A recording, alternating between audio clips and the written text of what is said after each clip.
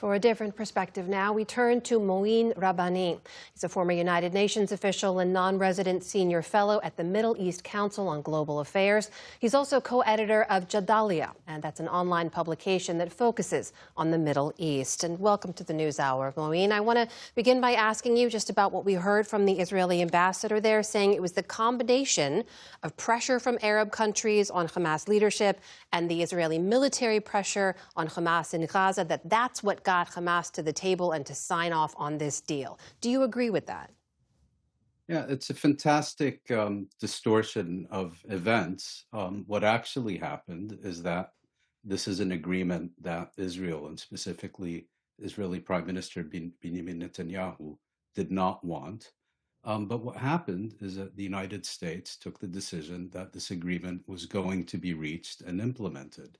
And it took no more than a single phone call from Trump to Netanyahu, and the deal was done.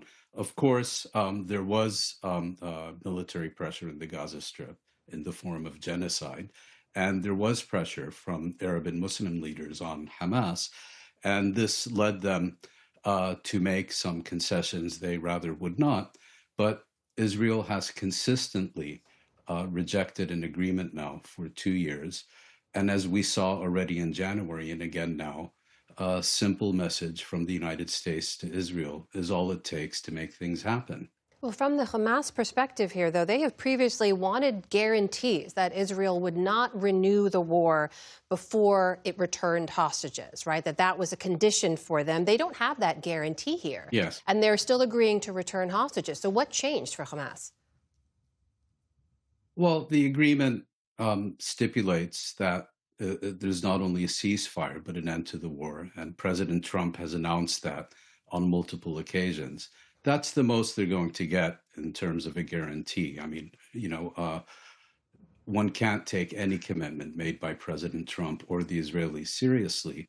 But in terms of guarantees, that's the best that is available. I mean, concretely, there really isn't more that could have been offered that would have satisfied Hamas or the Palestinians in the Gaza Strip who've been subjected to this genocidal military campaign for 2 full years now. This does seem to say, if I'm hearing you correctly, that they're putting some faith and trust in President Trump, in his ability to have some kind of influence over Israel, to not restart the war here. What is that faith and trust based on then in President Trump? Well, I think it's misplaced. I mean, ultimately, this agreement will be implemented, and this agreement will continue to be implemented if the United States decides it's in its interest to continue doing so. What we saw in January, there was an agreement, and it later emerged that Trump's primary interest was ensuring that he had a diplomatic achievement on the day of his inauguration. And once that passed, he lost interest. And in February, the U.S. basically authorized Israel to abrogate the agreement and to renew the genocide. That may well happen now because the deadline for this agreement was tomorrow, because that's when the Nobel Peace Prize is going to be announced.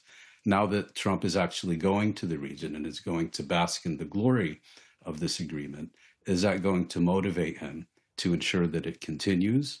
Or to the contrary, will he allow Israel to, as it has done in the past, to find ways to elude its commitments and to find a way either not to implement things or to resume its full-scale campaign? Those are unanswered questions. And Hamas the Palestinians for that matter, weren't going to get better than what's on offer in that respect. Among the other long-term questions, of course, are some of the issues we heard the Israeli ambassador raise about whether or not Hamas will demilitarize and what that future governance will look like. We should just remind folks, Hamas saw its leader in Gaza, Yahya Sinwar, killed during the war. That followed the killing of its exiled political leader, Ismail Haniyeh, in Iran earlier that year. What is the Hamas version of their future in Gaza? What does future governance look like to them? Well, I think the key issue is the Palestinian future rather than the Hamas future. Having said that, the proposal that was announced by Trump and Netanyahu at the White House last week dealt with 3 sets of issues. the immediate issues, exchange of captives, ceasefire, Israeli withdrawal, and so on. And that has now been negotiated and agreed. A second set of issues regarding particularly governance in the Gaza Strip and the future of Hamas's weapons has neither been addressed nor negotiated. And then there's a third set of issues which concerns the broader political issues, which was only tangentially addressed in the proposal, and that's not really on the agenda at all. As far as governance is concerned, Hamas long ago accepted that it would not be part of any governing structure in the Gaza Strip after the end of the genocide.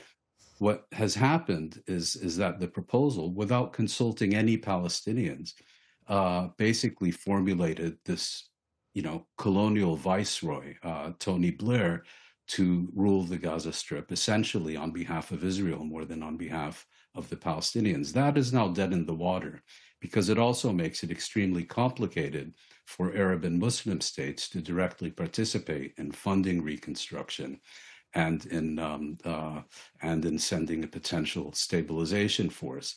As far as disarmament is concerned, Hamas leaders today made very clear that decommissioning is something they're prepared to negotiate, but disarmament is not something that they're prepared to do this side of Palestinian freedom.